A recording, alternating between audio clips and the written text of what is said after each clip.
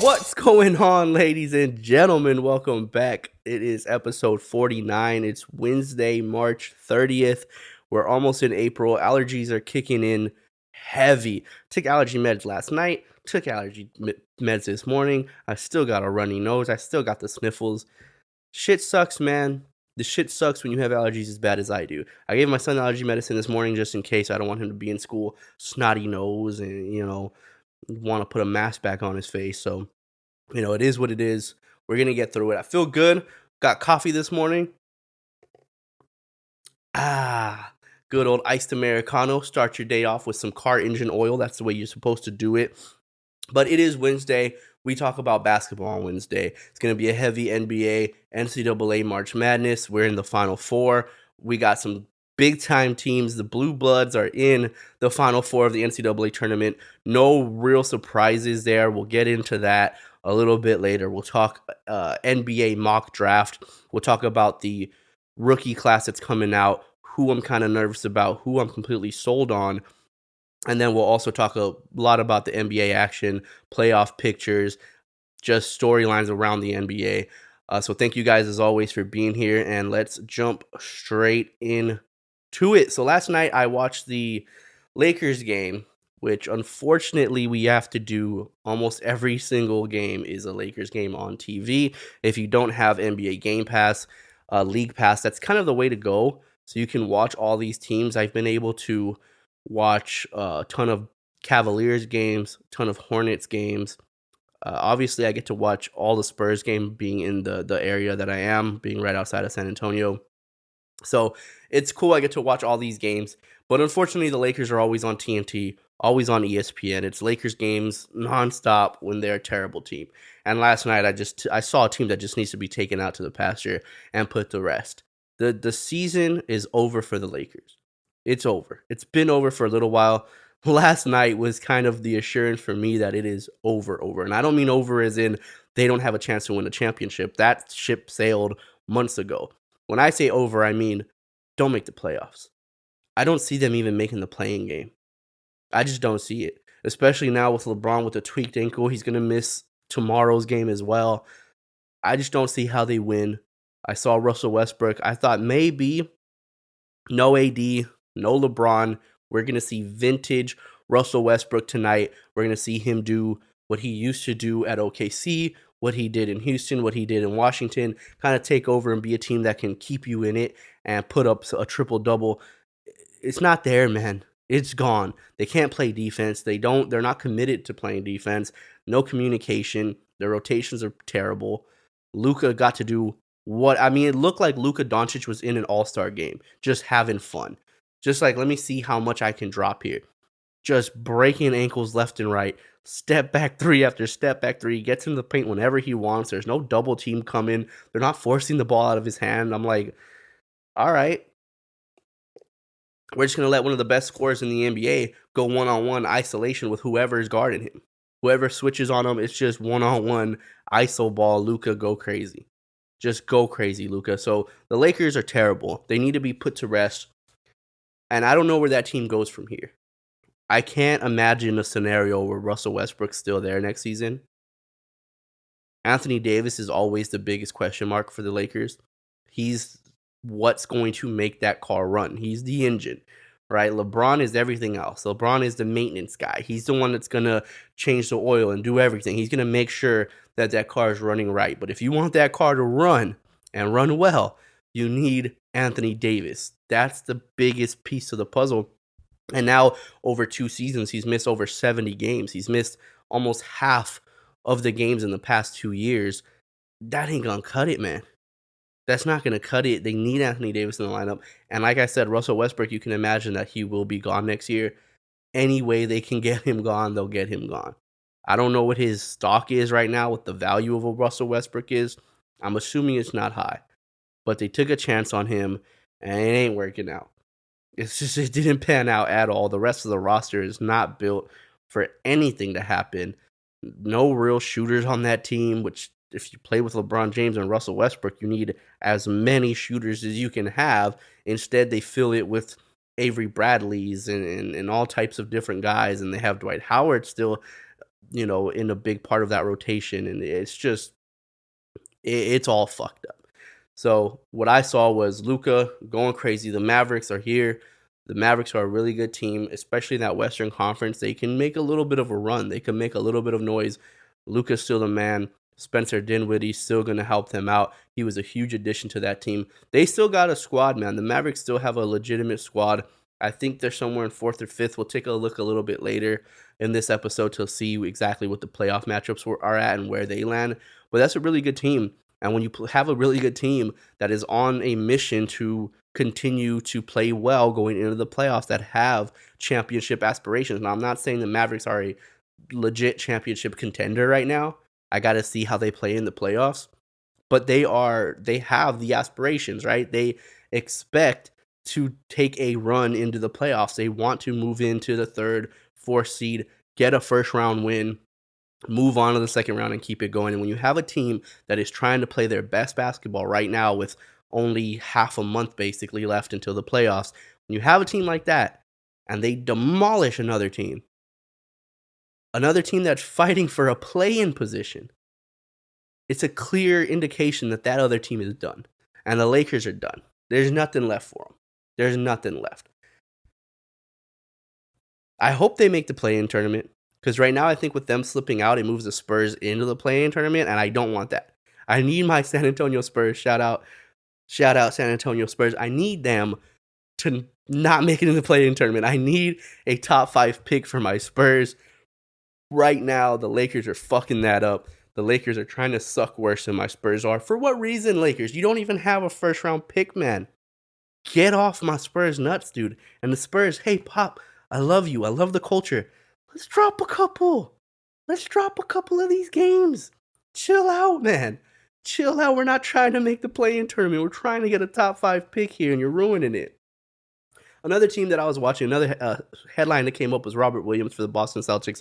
I've been watching a lot of Boston this year. I watch a lot of Boston Celtics every year. My dad is a big-time Celtics fan, and you wouldn't know that by talking to him because all he does is talk shit. It's kind of my dad's thing. He just riffs on the teams he likes, like the Cowboys and the Celtics.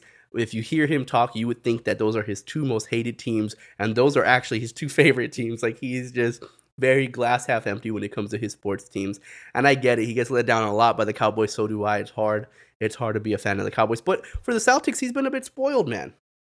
Let's say it. He's been a bit spoiled. They've been a good, solid team since 2008 when KG and Ray Allen came over to join Paul Pierce. They've been good since then. They only have 1 title. And that kind of sucks. Yeah, I get your standpoint from that perspective. You would think that with that roster, they would have more than 1 title, and then being able to kind of rebuild. They robbed the shit out of the Nets for those draft picks. They end up getting Jason Tatum. They end up getting Jaylen Brown. They had Terry Rozier at one point. So I can understand the frustration of only having 1 ring, but you've always had a team that you can root for and a team that's going into the playoffs. They've made 2 Eastern Conference titles or Eastern Conference final games in the last 5-6 years, something like that. So it's a team that you can root for. So really, they've been a really good team since then. And this year, right now, especially late, the Celtics have been playing better than anyone. They look like a fucking juggernaut, man. The way they're playing defense, the way they're moving the ball. I said it when they made the trades for Derek White and to get back big fella Daniel Tice. When they made the moves to get them back, I'm like, okay, what they're doing is adding depth. They're adding depth to a rotation that they didn't really have depth in. And in Derek White, I love him, man. He comes from that San Antonio tree. Ime Udoka is very familiar with him, spending time with him in San Antonio under Popovich. He knows what he's going to bring. He has that Greg Popovich style embedded into him, which is play defense. And then when you get the ball, you either shoot, drive, or pass. You don't dance with it. You don't do nothing like that. You shoot, you drive, you pass. Team basketball, play hard defense. That's what Derek White's going to bring you. And he gives you another ball handler that can relieve a Marcus Smart, that can relieve a Jason Tatum, can relieve a Jaylen Brown whenever you need somebody to come in and kind of take the ball out of their hands to set up stuff for them off ball, which is key. The Celtics have been needing that. And they've been looking amazing, man. So to get the Robert Williams news, torn meniscus, sucks for the Celtics. Sucks because he is the paint defender. I think he's the anchor right now of that defense. Jaylen Brown is a phenomenal defender. Marcus Smart has always been one of the best defenders in the NBA on the perimeter. But in order for your team to be like a lockdown defensive team, which the Celtics are right now, it's that anchor inside. It's the ability to take away the paint. Robert Williams' ability to switch onto smaller defenders and be able to guard them. His pick and roll defense is great. So it's a huge loss for the Celtics. The good news is I think they're going towards the top seeds. Right now, they might be number 2, number 3, somewhere in that area. And we'll get into, staying away in a second, but he's out 4 to 6 weeks with that torn meniscus, which is terrible, terrible news. 4 to 6 weeks, like I said, the playoffs start April 16th. He ain't going to be there for the first round. He's going to be out. And depending on that matchup they might really need him. Now, or Al Horford can move over. They can put Daniel Tice there. This is why they got that depth, and that depth is going to really help them. But Daniel Tice, for as good as I think he is, he's an underrated guy, and I think he fits well with the Celtics roster. He's actually a pretty good fit for the Celtics. He's not Robert Williams. He's not that defensive anchor. He's not the shot blocker and the rebounder that Robert Williams is. So hopefully they get him back. I really want to see the Celtics team go far, not just for my dad's sake and not just for his mental health, but because I'm a really big fan of the way this team is playing, man. When the team can play defense, when they could win games on the defensive end, trust in Tatum, trust in Jaylen Brown, trust that these guys are going to do enough on the offensive side, but really base your wins and losses on the defensive end. They're playing light. When you just watch their games and you watch the way they smother dudes, you watch the way they're taking teams late in the shot clock, forcing them to take terrible shots, turnovers, points off of turnovers. They're a juggernaut, man. They have been dominating. I think they're 9-1 in their last 10 games. They're a very tough team to beat, with or without Robert Williams. But with Robert Williams, they become a team where I'm like, hey, man, for all the talk about Milwaukee, for all the talk about Brooklyn, for all the talk about Philly, the Celtics are the team that's playing the best basketball right now. So it sucks for Robert Williams. And speaking of the Nets right now in the A seed, they more than likely are going to play in the play-in game. They would have to jump 2 more spots in order to not be in that play-in game. But when you look at the Brooklyn Nets, man, they're a team that it's going to be interesting how the rest of these guys jockey for position. If they're the A seed, and they might be, if they're in the play-in tournament, and they might be the 7th and 8th seed. I was just talking about the Boston Celtics. If you're the Celtics, would you rather be the 3? Would you rather go into the playoffs as a 3rd-seeded team instead of the 2nd or 1st to avoid the Brooklyn Nets? Now, I know what you're saying, like, if you're going to avoid a team, what's the point? Right? If you're going to avoid a team, you don't think you could beat a team, what's the point? And I get that because, who cares whether you play them in the 1st round, or 2nd round, or 3rd round? You're going to have to play them eventually. I mean, what are you trying to hope that another team if another team beats them, it's all about matchups. So it is interesting how that thought process goes. If you're the Celtics, maybe they're like, hey, we lost Robert Williams. We're in the 3 seed right now. We play against Toronto or one of these teams. I'd rather play them without Robert Williams than play the Brooklyn Nets without Robert Williams. So very interesting how the Nets could be a team that can come in as a 7th or 8th seed and be a favorite in one of these situations. Let's say you play against Miami. You go against Miami right now. Speaking of Miami, the turmoil, we saw what happened with Eric Spoelstra and Jimmy Butler and Udonis Haslem getting into it. Udonis Haslem is an OG, man. He's been there. He's been through all the title runs with the Heat, with Pat Riley. He was there with Dwayne Wade and Shaq. He was there with LeBron, D. Wade, and Bosh. Like, he's the heart and soul of that team. He's a player coach, basically, at this point. He knew Spoelstra when Spoelstra wasn't even a head coach yet, when Spoelstra was just working for the team, trying to make his way up. He's there and Spoelstra takes over. So him and Spo are going to be tight. Udonis Haslem isn't going to let somebody talk wild to Eric Spoelstra. And Jimmy Butler started talking wild. And the soundbite from it was crazy.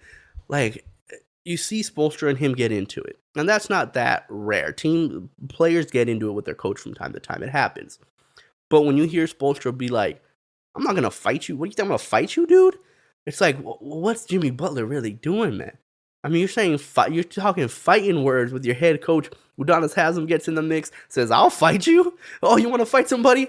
I'll fight you. We can go right now. They get into Spoelstra's heated. Spoelstra misses the next game for personal reasons. Like, man, I don't know what's going on with that team, but if you're Miami right now and you're sitting at the top of the heap, the last thing you want to do is start becoming a dysfunctional team and play against the Brooklyn Nets in the 1st round. The Brooklyn Nets don't know what's going on with Ben Simmons. I don't even know if he's going to end up giving it a go this season. They might just rock without him and go into next year. I don't see any plans to shut him down for the remainder of the year, but that's an interesting scenario because at times they've been inconsistent, and a lot of their inconsistency comes from the inconsistency of having Kyrie Irving either on the court or not. Right? All their road games, Kyrie's there. Their home games, Kyrie's not. So that's gonna automatically cause that inconsistency when Kyrie can't play every game. So you're playing a different style, you're calling different plays, you're running different sets every other game. And it sucks. So they're already with that inconsistency. But when you see Kyrie there and you see KD at his top of his game and they're gelling and they're playing well, that team could beat anybody. You throw in a Ben Simmons and now how do you make it work in a week's time? If you throw in Ben Simmons, how do you make that work out in a week's time? Like, you really have a week or two to figure it out and get them playing good ball. Ben Simmons hasn't played this year. You can't just throw him in and it's going to work out. Maybe he can. I don't know. Ben Simmons gives them, on paper, he gives them exactly what they're missing. You put him in that position, another guy that can handle the ball, great out on breaks. He can rebound it and push himself and get all these shooters in transition, whether it's KD, whether it's Kyrie Irving, Patty Mills, Seth Curry. He's the perfect fit. He's the perfect fit. And if a team wants to play small ball, play him at the fucking 5. If a team really wants to go small, play him at the 5, KD at the 4. You know, Kyrie and Seth Curry, all shooters galore.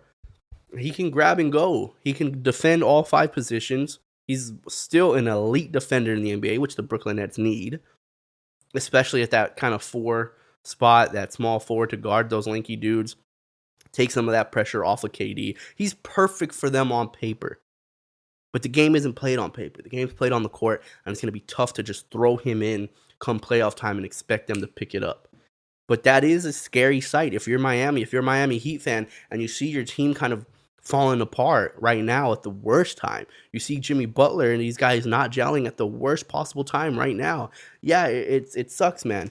And then you think about Kyrie, and now Kyrie gets to play all the home games now that they've lifted that, they've changed the ruling in New York. Now he gets to play all of the home games, and now you get a full, Brooklyn Nets roster, and you might be seeing Ben Simmons, and you don't even know how to game plan for that. Yeah, man, the Miami Heat are some trouble if that happens. Big trouble. Another one was Paul George. Paul George is back. I think when you look at the Clippers, another team that's fighting for position in the playoffs, trying to get in, Paul George and Ty Lue have taken so much shit over the recent years. So much crap that I am extremely excited and very proud of these two, because you would imagine going into the year, if I told you, hey, the Clippers are not going to have Kawhi Leonard at all. Kawhi Leonard's not going to play a single game this season. You would assume that the Clippers are going to be bad. You would assume that the Clippers would be a team. You would assume they'd be what the Lakers are right now. But instead, they're fighting, man.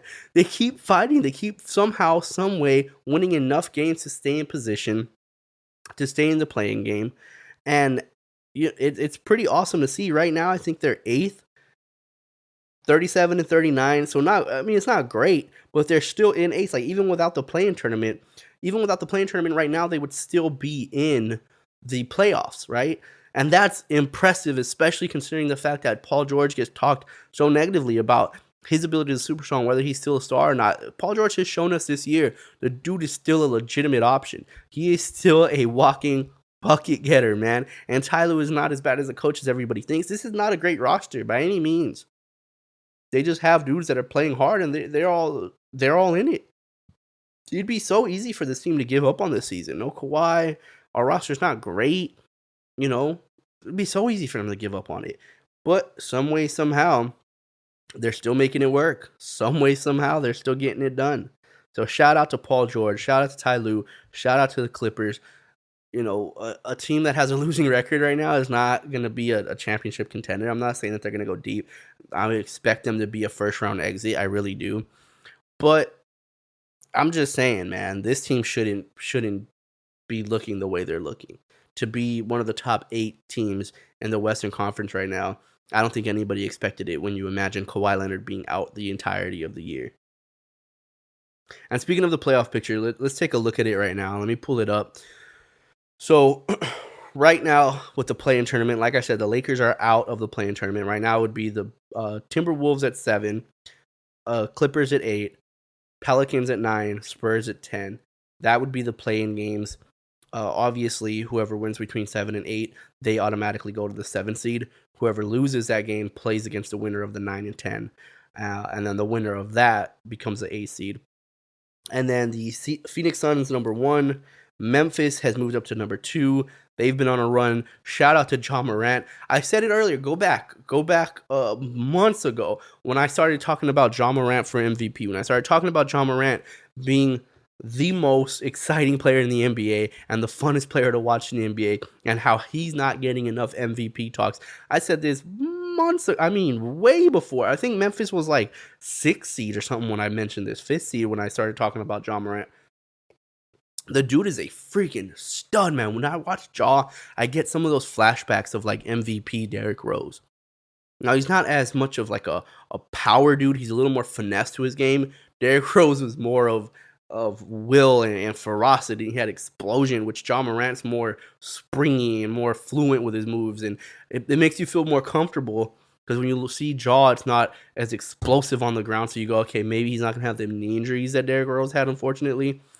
So it makes you feel more confident that he could do this for a longevity of time. But just to watch him play gives me those Derrick Rose feelings where you're like, Jesus Christ, this dude is insane. And the way that team's playing ball right now, 53 and 23 on the season, that's no bullshit record, man. That is a legitimate number 2 seed. They are balling. The Memphis Grizzlies are balling right now. Shout out to Ja Morant. They're doing their thing. Golden State drops to 3. Still no Steph Curry. We don't know how much further that team's going to drop, especially with Dallas, the way they've been playing. They're at 4. They just had a big win. Luka and these dudes are playing great. There's a possibility that the Mavericks move into the 3 spot. The Warriors drop down to 4. I don't know if they'll drop down to the 5 seed. I don't know if Utah's going to be able to make up that ground. They're about 3 games behind. But then Utah at the 5, Denver at the 6. So some interesting matchups there. None of the play-in teams are going to win. Let's just be honest. None of those play-in teams have a chance to beat Phoenix or Memphis. It's just not going to happen, dude. Regardless of whether it's Minnesota, the Clippers, Pelicans, Spurs, like it's just not going to happen. Those teams are just too good. They're so much better than those teams behind them. So, when you look at the Western Conference, it's tough to bet against Phoenix right now. It is very tough to get a bet against Phoenix. And shout out to Phoenix Suns. They made me look dumb. Last year, I expected him to go into the finals, and I said this might be Chris Paul's last season, and I predicted that Chris Paul would be gone, and that Phoenix would, in the normalcy of a season, with crowds back, with no bubble, with all these things happening, I just felt like, for some reason, I don't know, I felt like for some reason the Phoenix Suns would not be as good as they were last year, and they're better. And they made me look completely wrong. So shout out to the Phoenix Suns for that. I was 100% dead wrong. Now, I did predict Chris Paul not to be there. I did say if Chris Paul's there next season, then they can still make some noise and they'll still be a good team. I didn't expect him to be the number 1 team. I did not expect him to be the best team in the NBA. So that I am still wrong in. Jumping over to the Eastern Conference right now, Miami at number 1. Like I said, so much turmoil, man. Miami is a team that I'm very scared if they finish 1 or 2. With Brooklyn being that team that can be the 7 seed or the 8 seed, I'm very worried about Miami being the number 1 or 2 seed. Miami could be the best team in the Eastern Conference and lose in the first round if they play against the Nets. Very easily could happen. Number 2 is the Milwaukee Bucks, who you probably feel most confident in Milwaukee. The way Giannis has been playing lately, Brook Lopez is coming back. Bobby Portis is still doing his thing. Grayson Allen has actually been a pretty good fit for that team in that starting rotation. Drew Holiday, still Drew Holiday. Chris Middleton, still Chris Middleton. So you feel most confident in a team like the Bucks because of how they were able to do it last year. They bring back that core. Giannis is still playing at an MVP level. There's nothing that really worries you about Milwaukee moving forward. But again, a team, if you stay at that 2 seed, maybe you play Brooklyn in the first round and, you're not as confident. But that's a tough matchup for Brooklyn, especially if they're going to be, like I said, trying to throw in a Ben Simmons, which, in all fairness, man, who's to say they don't throw in a Ben Simmons for that round? Who else are you going to have guard Giannis? Who else on that Brooklyn team? I mean, then you got to put KD in a tough spot. Put him in foul trouble trying to guard Giannis. Fuck, let's get Ben Simmons in there and let's see, at the very least, he could just be a good defender for us. Even if we really can't get him into the mix offensively the way we'd like with a full season and off season to really develop him and not necessarily develop him, but gel with the team and get into a rhythm with the squad and how we play together. We could just use him to guard Giannis at that point, which he's not shutting down Giannis. Nobody is, but he's going to give him a much tougher time. And again, you take that stress off of KD. Boston at the 3 seed. See, Boston's, in my opinion, man, coast here, Boston. Coast here to 3 seed. Play against Toronto in the first round. Coast right here. Philly at 4, Chicago 5, Toronto 6, and Chicago kind of dropping. Remember when all that hype was on DeMar DeRozan and people were talking about DeMar DeRozan for MVP? How quickly has that quieted down? And no disrespect to DeMar. I love DeMar DeRozan. Every team should want DeMar DeRozan on their squad. He's just a intelligent dude, great locker room guy, good skill set. He can score. He could defend. He's just an all-around. You just want him. He's just an all-around talent, dude. Everybody wants DeMar DeRozan. I remember Lakers fans. I was talking to Lakers fans, to a Lakers fan, and just hearing them saying, like, no DeMar. We don't want DeMar. Well, shit. How much would you rather have DeMar DeRozan right now than Russell Westbrook? Like, now I'm not saying if DeMar DeRozan is with the Lakers, they're a championship contending team. No, they still don't have AD, and the rest of that roster is still not built for it. But I guarantee you sub DeMar for Russell Westbrook, and you're in that play-in tournament right now. I guarantee that. So no disrespect to DeMar, but I said DeMar DeRozan always looks incredible. Always looks incredible from the beginning to the middle of the year. It's at the end of the year and in the playoffs where you start going, damn, what's going on with DeMar? Always, man. When he was in Toronto, ask Raptors fans, their biggest thing they love DeMar. DeMar's, he's a Raptor legend. What other guy went that long with the Raptors and took him to those heights? He's a Raptors legend. And ask Toronto Raptors fans with DeMar DeRozan. They say he's great. He just doesn't come through in the playoffs. His worst games are always in the playoffs.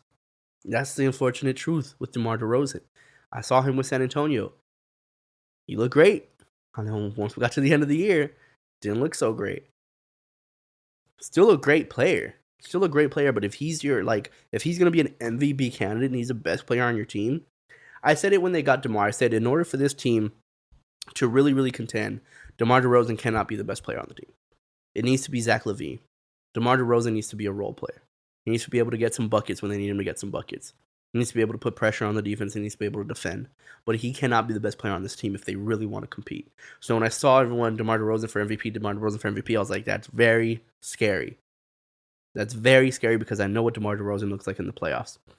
And it sucks for them because if they stay where they're at and they play against a Philly team with James Harden and Joel Embiid and the way that those two have been, the chemistry that those two seem to have immediately right off the bat, with Matisse Thybulle, with, Matisse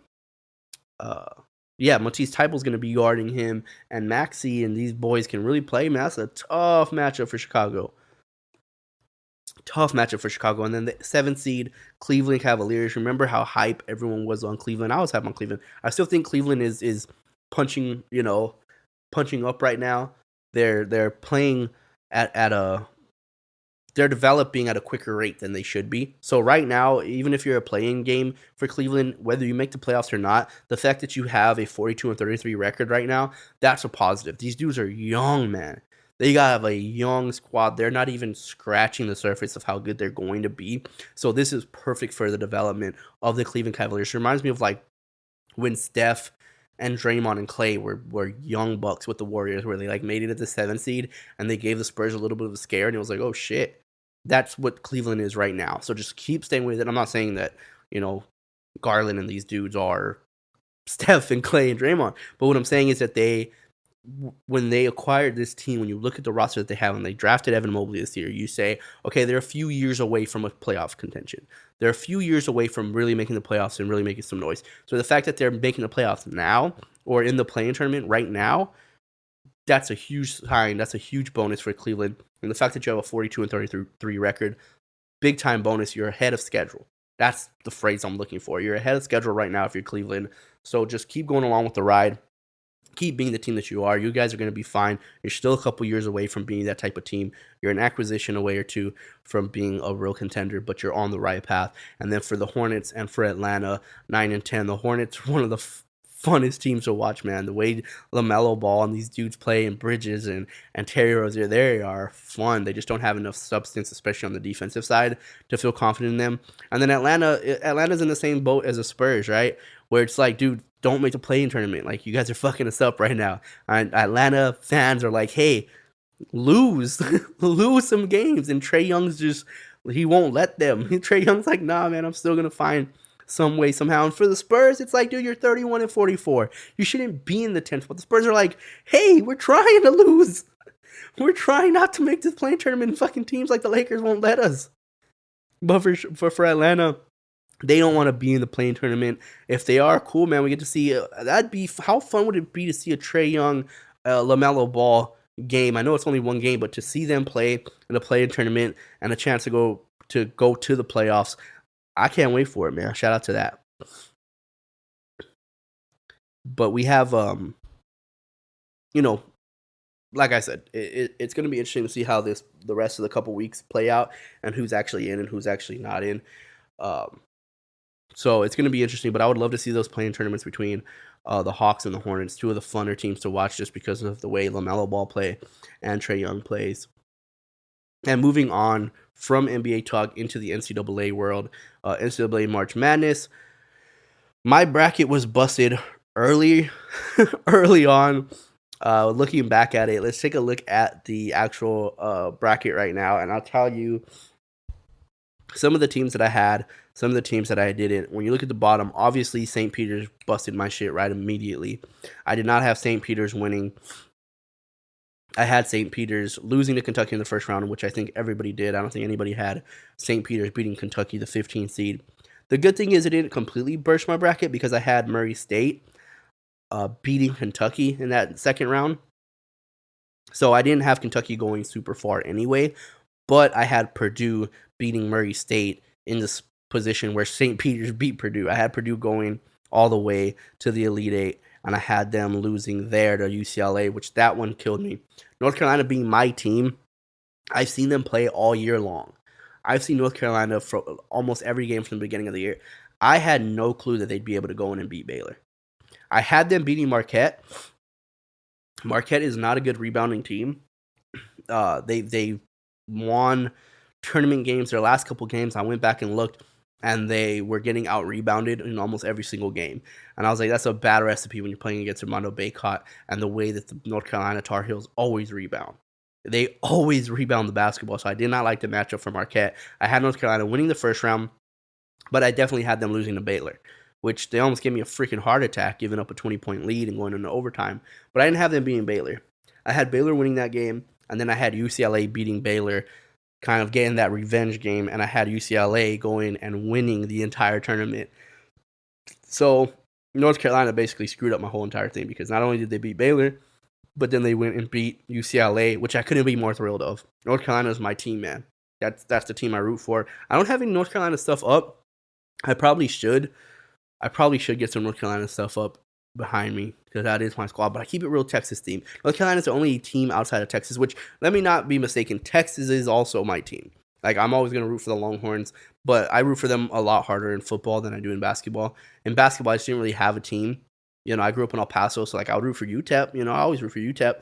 But in terms of, like, a team to root for in the tournament, it's always been North Carolina. I became a huge fan of them in, like, the Raymond Felton days. Raymond Felton, Sean May, and those boys, became a huge fan of them there. Then, like, the Danny Green and all these teams. Ty Lawson. Like, I was a huge fan of. I've always been a big fan of North Carolina. So I'm thrilled, man. I'm excited. They beat St. Peter's. You know, they move on to play against Duke, and they handle teams. I think the most surprising thing is, like, even though they went to overtime with Baylor, they still handled Baylor for the majority of that game. And then, you know, Manic fouls out, or Manic gets kicked out of the game. Baylor starts storming back, calls left and right, but they definitely let them back in the game. But they were dominating for a big portion of it, and then to see them still going to overtime after giving up a 20-plus point lead, and some way, somehow, making it work in overtime. Like, it was very impressive the fact that they even won that game. They were impressive against UCLA. The thing I love about North Carolina each game is they've had a different 20-plus point score each of their 4 wins, right? Against Marquette, it was R.J. Davis, goes for 20-plus points. Then against Baylor, it was Baycott, or not Baycott, Manic, right? Manic got kicked out of the game, and he still scored over 20. And then against UCLA, it was my boy, I don't know why I'm drawing blanks on his name. The other shooting guard, he goes off. Caleb Love. Jesus Christ, can't remember his name. He goes bananas at the end of that game. Scores like 28. And then against St. Peter's, it's Armando Baycott scoring 20-plus points. So that's scary, man. When you have a team where every single game they have a different 20-plus point score, that's going to be trouble for Duke and a team that does not play great defense. The issue with Duke is they can match you offensively. They can match you out offensively with Griffin and of course, with Paulo Banchero. So that's the scary part. Moving up into the bracket, I got the majority of that right. I had Michigan State. I had Duke. I had Duke beating Michigan State. I had Texas Tech and Duke in that spot. I believe I had Texas Tech winning, though. I had Texas Tech beating Duke there. And on the other side, I had Vermont beating Arkansas. So that one I was wrong about. I had New Mexico State beating Connecticut to beat UConn, and then I had Vermont beating New Mexico State. So Vermont was my kind of Cinderella team, and then I had Gonzaga going all the way and losing to Texas Tech, if I'm not mistaken. So I think I had Texas Tech, UCLA, and on the other side I had Arizona and who did I have on that other side? I had Arizona and somebody else. Well, obviously I had somebody else. Arizona and was it Iowa? No, it wasn't Iowa. I think I had Arizona and Kansas, if I'm not mistaken. So a little bit off there. Shout out Villanova. So now we're looking at Duke, North Carolina, Villanova, Kansas. Kansas is probably being the most impressive team. They're the number 1 seed. They came in as a 1 seed, took care of everybody the way they should. Close games against Creighton and Providence, but not as close as the score makes it seem. They weren't in real trouble in those games. And then the complete blowout annihilation of Miami was very impressive, especially the way they played defense in that game to hold Miami to 50 points is very impressive. But they play against a tough Jay Wright team. I love Jay Wright, man, as a coach. I love him. I think he's incredible. The fact that NBA hasn't been blowing down his door to take over a team, and they might have, and Jay Wright's just really in love with what he's doing with Villanova, has no national championship. I think each one of these coaches, besides Hubert Davis, obviously he just took over as North Carolina, but each one of these other coaches have one national championship. Mike Krzyzewski, Jay Wright, and Self for Kansas. They all have one national championship. And shout out to, I just mentioned Hubert Davis, the head coach for North Carolina Tar Heels. So this is his first year as a head coach, man. This is his very first year for North Carolina, and to go into the Final Four for a team that was an AC. Like I said, North Carolina has been so inconsistent all year long. They're an AC for a reason. They have not been great. But some way, somehow, he got this team at the end of the year to start playing their best basketball. When you go into a tournament playing the best basketball, this is what happens, man. You can make a run, especially when you have the talent level, because that was the thing with North Carolina. The talent level's there. I just mentioned 4 different guys, between Manic, Baycott, Love, and Davis. Like, they have the talent level. It's just, can you play well together? Can you get your shots going? Can you start getting stops and taking transition, getting transition buckets? And North Carolina was able to do that late in the season, and it carried into the tournament, and they've just been on a run. Some favorable matchups, but listen, Baylor's not a favorable matchup. UCLA is not a favorable matchup, right? Some people say they got lucky against St. Peter's. They played against a 15 seed. Sure, cool, man, but St. Peter's beat the guys that they're supposed to play. Whether it was Kentucky, Murray State, or Purdue, they beat them all. So how much of a lucky matchup is that really? So I can't wait for that one. Predictions for it, I'm going to say Duke. I want to say the reason I'm picking Duke is just because the inconsistency still leaves me some doubt with North Carolina. North Carolina has all the offensive firepower and ability to match with Duke. I just don't know who's guarding Paulo Banchero.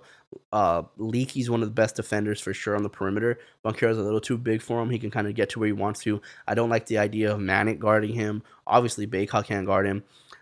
So I'm worried a little bit about that. North Carolina does give up the 3 ball a little bit more than I would like, and Griffin is a splash, man. That dude does not miss, and I think he's gonna have a good game. Banchero's gonna have a good game, so they're gonna be able to match offensively what North Carolina can output. So I think it's gonna come down to just, you know, few possessions at the end of the game and who's gonna get the guy in the right position, who's gonna get those shots in those moments. And I think for Duke, it's gonna be Banchero, and for the Tar Heels, that's the only downside to having multiple 20-plus point scorers is when we come down to the end, who's getting those shots? Most of the times it's Caleb Love, and I expect it to be him, but I put more trust in Banchero than I do in Love, to be honest, especially because of the matchups, and there's really no one on that North Carolina team to guard him. For that reason, I'm picking Duke to move on. On the other side, I have no reason to pick Villanova, but I'm picking Villanova. I just love Jay Wright. I love what that team's doing.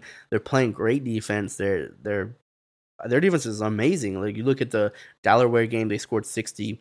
They allowed 55 against Michigan. Then they allow 61 against Ohio State, 44 against Houston. They won that game 50-44, which is kind of concerning. You need to shoot better. This is one of the worst shooting games of all time between Villanova and Houston. It looked like middle school basketball, basically. They could not score, and that is, again, you should pick Kansas. If you're betting on this game, bet Kansas. But for some freaking reason, I'm going to pick Villanova to beat them. I wouldn't really say it's an upset. It's a number 1 against a number 2 seed. It's not like a huge upset. Villanova's a huge program. But when you just look at the way Kansas has won and the way they've played compared to Villanova, you would expect Kansas to win this game. But for some odd reason, I'm going to pick Nova, and I'm going to have a Nova-Duke game. And as much as it fucking pains me, man, as much as it hurts my little soul, I guess Mike Krzyzewski gets his second championship in his last season with Duke. And they're going to make a documentary, and they're going to call it The Last Dance, and they're going to... I love Mike Krzyzewski, don't get me wrong, but I'm a North Carolina guy. It's always fuck Duke, you know? It's always. So if we can beat Mike Krzyzewski, hey, what better way to end Mike Krzyzewski's last game of his career is a loss to North Carolina in the Final Four.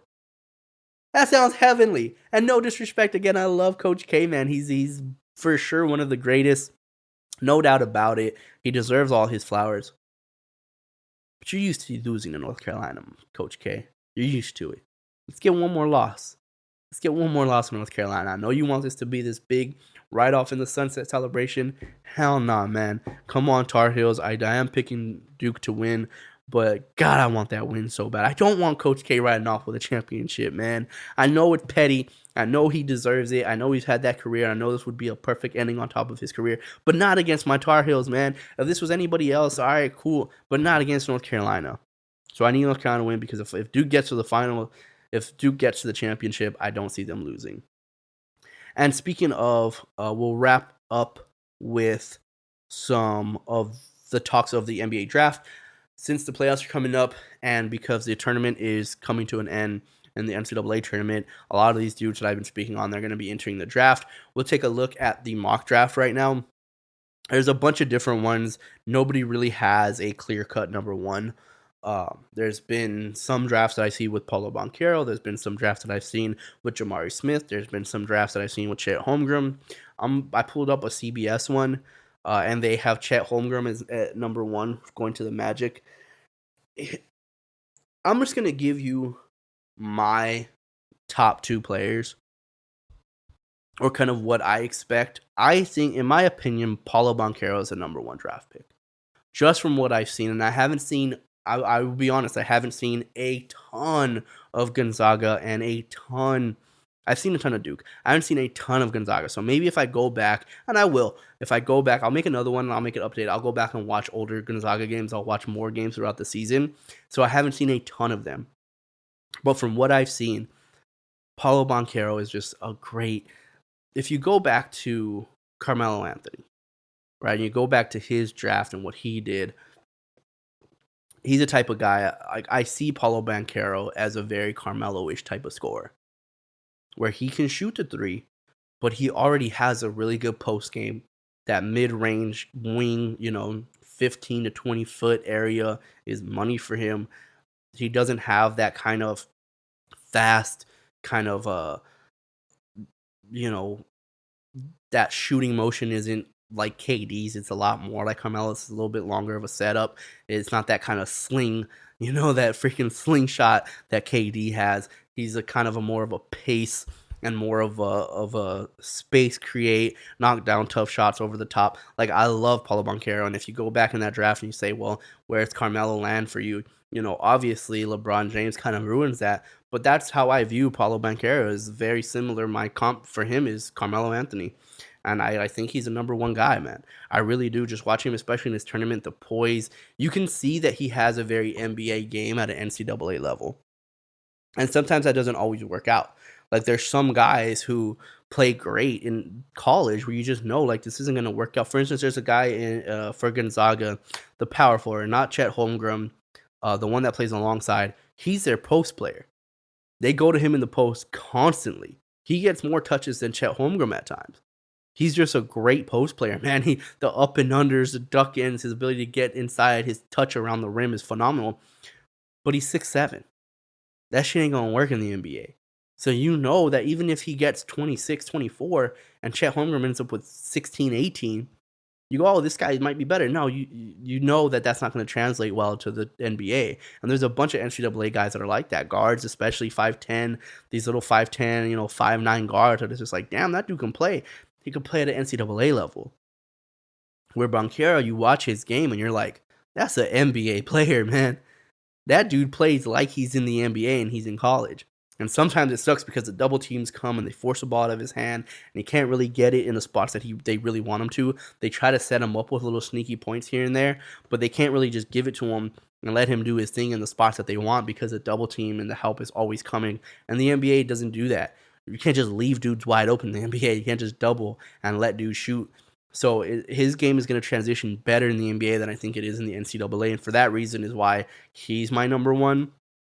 I have Jamari Smith at 2. I have Jaden Ivey at 3. In this, they have Chet Holmgren, number 1, Jabari Smith, Banchero, then Jaden Ivey, AJ Griffin, which AJ Griffin's stock has definitely risen up in this tournament because he was inconsistent. He's a knockdown shooter.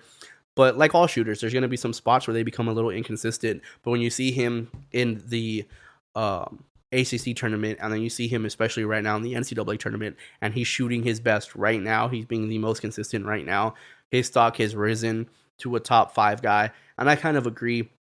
I like Jalen Duren. I like Abaji. I think in here he's really low from Kansas, the guard from Kansas, Ochai Abaji. I put him higher than Benedict. I put him higher than Ty Washington, honestly. I put him just outside the top 5, maybe 6, 7, somewhere around that range. I really like him from Kansas. Plays really good defense. He can attack the rim. Shoots well enough from the perimeter. So a little different, my take from what CBS has here. And I'm going to get into Chet Holmgren. I know, I haven't spoken about him, and he's number 1. There's just something about Chet that I just don't like, man. And it's not something let me see what they have him listed at. I don't know what his actual weight is. I think he's like 7'1". All right, here it is. 7 foot, 195 pounds. You cannot be a 7-footer and weigh sub 200. When I watch Chet Holmgren just run up and down the court, when I watch him play, I can't help but just think that he can't make it through 82 games. And that might be unfair, and I know he's probably going to put on weight. There's no way he's going to be in the NBA and weigh sub 200. I get that. He's going to hit the gym, he's going to work out, he's going to put on some muscle. He's going to put on some weight. I get it. But when he puts on weight, how much weight and how much does that change his game? The things he does really well right now at 7 foot is move without the ball. He moves without the ball really well. He can get up and down court really well. He's a pretty good shot blocker. He can get the ball up top, kind of like a Jokic kind of way. They run a lot of stuff through him where he gets the ball at the high post and then he can pass, dribble. He can do whatever he wants from that position. Very Jokic from the Nuggets. But he doesn't have the ability to just turn his back when he needs to. Back down, get up and unders, get to the free throw line, get to the rim. He's very, very light in the ass. And when you see him up and down court, man, when you just see him running up and down, you're like, he looks so frail. Like, he just looks like an 82-game season will break that kid down. He just doesn't have any meat on him, no muscle on him, and it's like, yeah, you can put it on, but damn, how much does he need? It's not easy to put 20, 25 pounds on. And if you're 195, at 7 foot, you gotta weigh like 220, man, at least. You gotta weigh 220 at least. And if that's the case, then you're talking about 25 pounds to put on. It's hard to put on 25 pounds unless you do it in fat, which obviously that's not what he wants to do. And even if he does put on 25 pounds and some of it muscle, some of it's just weight, how much does that change his game? Does he still move the way he moves now? Does he still get up and down court the way he does now? But his ceiling, I know why people have him number one. I know why people are still sold on him because his ceiling is insanely high. He's very Porzingis-y in the sense that, like, he's a fucking unicorn. You don't see anybody like him. There's not a lot of comparisons for him. You would hope that, he eventually becomes like a Dirk or a Porzingis or one of these guys, but his ceiling is extremely high, so I see why it's number one. But right now, when I just look at his body type, when I just look at him, his inability to really want to get dirty, get physical down low, the way people take it to his body, he's great when people are trying to go around him. He's very long. He knows how to, time shots, and he can get up and he switches hands on blocks. He's very good. But I don't like it when people can take it to his chest. When people start taking it to him, taking it to his chest, his timing is a little off. He will pick up some fouls. He'll kind of back down a little bit. He's just not that tough, aggressive dude inside. It's just not in him. And I just don't, for that reason, I just don't like him at number one. I like him, like if the Spurs were, if he dropped, let's say the Spurs somehow climb up, and let's say the Spurs get a top 5 pick, and he drops to the Spurs at like 4 or 5. I'm not going to be upset if we take him. I honestly won't. Because he has amazing upside. I would have a lot of enthusiasm. I think if you're a team that drafts Chet Holmgren, your enthusiasm is extremely high, but it's the most nerve-wracking pick. When I look at Jamari Smith, I'm like, we kind of know Jabari Smith is going to be all right. We don't know if he's going to be a superstar, but we know he's going to be all right. He's going to last. He's going to put up Ball of Banchero, like I said, is probably the most NBA ready. Jaden Ivey, I love Jaden Ivey. That's my guy for the Spurs, right? Because I don't think Jaden Ivey is going to be a number one. I did see a mock draft where he is number one, which scares the shit out of me. If the Spurs can somehow lose some fucking games, man. Lose some games. If the Spurs can somehow get a top 5 pick and Jaden Ivey were to be there at 4 or 5, somewhere like that, that's my pick. I would rather have him than Jabari Smith. I'd rather have him than AJ Griffin, and I would rather have him than Chet Holmgren. The only two people that I'm like, I kind of would want is Paolo Banchero and Jabari Smith, because I think they're 1 and 2. But Jaden Ivey's my favorite player for the Spurs out of this draft class. I think he would play great alongside DeJounte Murray. I think him and Murray would be great together. But Chet Holmgren just worries me, man. His size, his frailness, it really, really worries me, and it's unfair to him.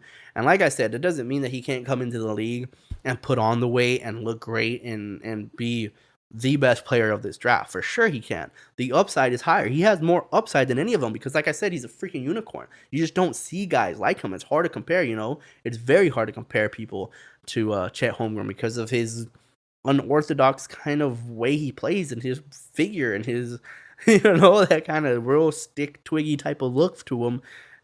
And for some reason it works. So it's I'm not slandering. I'm not saying he's going to be a bust by any means. Like I said, he could be the best player. I just don't know if I'd want to take a shot at him, especially if I have the first pick. Now, if he's at 4 or 5, and like I said, Banchero's gone, Jabari Smith is gone, then yeah, you take him for sure. He's not going to fall out of the top 5. I don't think that should happen. So that's why I'm saying he's not a bust. But if I have the number 1 pick, I'd be so worried to take him. Like, if I have the number 2 pick and Banchero goes number 1, and then I have to choose between him and Jabari Smith, that might be tough. But if I'm like at pick 3, 4, 5, and Holmgren's there, it's a no-brainer you take him. But it's going to come with a lot of worry. And I think whatever team does take him, that fan base is going to have those kind of doubts. Like, let's see how well he holds up. It's just different, man. An 82-game season in the NBA, it's tough, dude. It's a grind. You see guys constantly hurt. Look at Kawhi Leonard. Nobody thinks Kawhi Leonard is some frail dude who can't last. Look at Derrick Rose. Look at, all these dudes. Look at Anthony Davis, for example. Anthony Davis had more meat on him than Chet Holmgren does. He's had so many injuries already. Look at Zion, which Zion is, the opposite, right? It's what happens when you put too much weight on, where Chet Holmgren's, not going to have kind of the issues that he has, but I just don't like the frailness of Chet Holmgren's build for an 82-game NBA season. But that's it, guys. That wraps it up. Like I said, just to reiterate, my top 5 would be Banchero, Jabari Smith, Jaden Ivey, Chet Holmgren, and in all honesty, man, I'm just gonna go with Agbaji from Kansas, and then AJ Griffin at like the 6th spot. I know why AJ Griffin jumped up, but I like Agbaji. I really like him. Keegan Murray is also another one who I really like.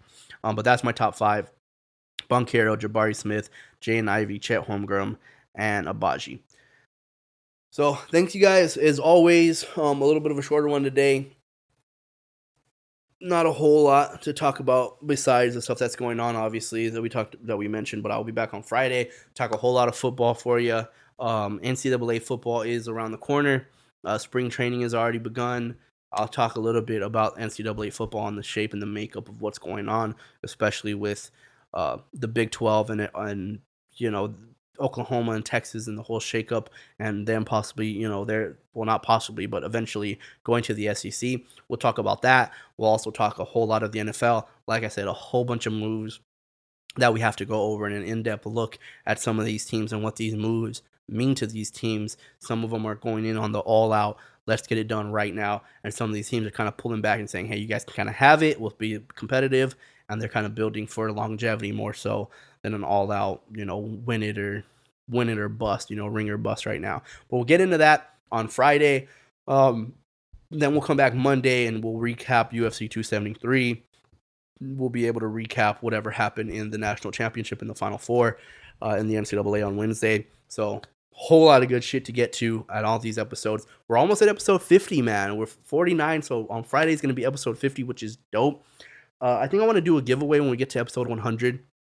I need to be able to grow more subscribers. I don't want to do a giveaway for minimal subscribers and views. So hopefully by the time we get to episode 100, the subscriber count is way up.